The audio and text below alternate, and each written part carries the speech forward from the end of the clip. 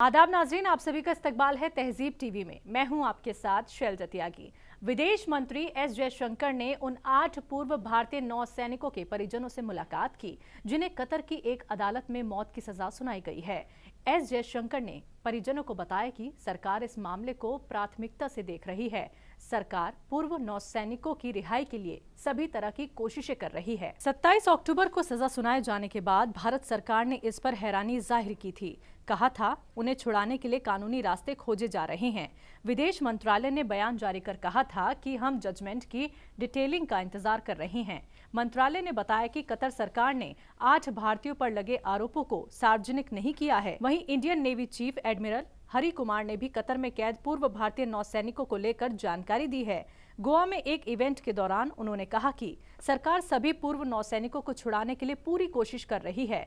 उन्होंने आगे ये भी कहा कि कोर्ट ने नौसैनिकों को जो सजा सुनाई है उसकी पूरी जानकारी रविवार को हमें सौंपी जानी थी। हालांकि अब तक ऐसा नहीं हुआ है। सॉलिटरी कन्फाइनमेंट में भेजे जाने से ये चर्चा है कि उन्हें सुरक्षा संबंधी अपराध के सिलसिले में गिरफ्तार किया गया। स्थानीय मीडिया रिपोर्ट्स में दावा किया गया था कि भारतीय नौसेना के पूर्व अधिकारी इजरायल के लिए उनके देश की जासूसी कर रहे थे। हालांकि इसमें भी कोई तथ्य पेश नहीं किया गया। विदेश मंत्रालय के प्रवक्ता अरिंदम बागची ने इस साल जनवरी में अपनी वीकली ब्रीफिंग में कहा था कि ये सवाल कतर के अधिकारियों से पूछा जाना चाहिए। जानकारी के लिए आपको बता दें कि मौत की सजा पाने वाले कमांडर पुणेंदु को कतर में प्रवासी भारतीय सम्मान मिल चुका है। दाहरा कंपनी में managing director retired commander Purnendu Tiwari को भारत और कतर के बीच द्विपक्षीय संबंधों को आगे बढ़ाने में उनकी सेवाओं के लिए साल 2019 में प्रवासी भारतीय सम्मान पुरस्कार मिला था। ये पुरस्कार पाने वाले वो आर्म्ड फोर्सेस के एकमात्र शख्स हैं। उस वक्त दोहा में तत्कालीन भारतीय राजदूत पी कुमारन और Qatar defence forces international military corporation के पूर्व प्रमुख ने भी